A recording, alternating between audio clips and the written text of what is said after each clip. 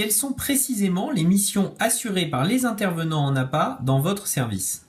Bon, alors, en réhabilitation respiratoire, hein, il est clair que l'APA peut participer efficacement à aider et travailler avec le kinésithérapeute, notamment à ce qui concerne la musculation et les séances intermédiaires de réentraînement à l'effort. Je veux dire par là que tout ce qui concerne la montée en puissance et un peu le travail de routine de réentraînement à l'effort, l'APA participe tout à fait à la vie du stage en ce sens. Et donc justement, pourquoi un APA avec le kinésithérapeute?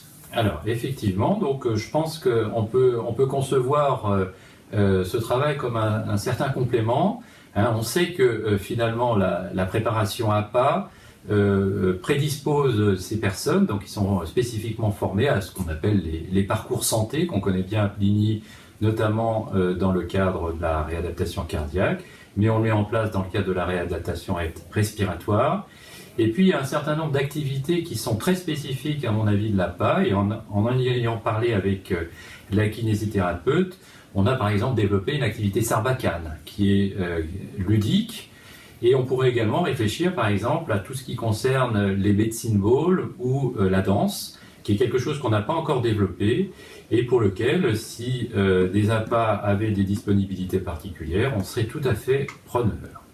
Beaucoup de projets donc. Quel avenir pour les APA en pneumologie? Alors, il me semble que, effectivement, l'unité de réhabilitation respiratoire formalisée dont je m'occupe au sein du service, donc fonctionne bien avec un ETP kiné pour 10 plus 7 malades, puisque c'est 7 malades qui feront la réhabilitation formalisée. Dans l'idéal, si cette activité se développait, il me semble que si on travaille sur la base du 2/3 kinésithérapie, 1/3 APA, on pourrait utilement penser à faire fructifier et enrichir cette activité.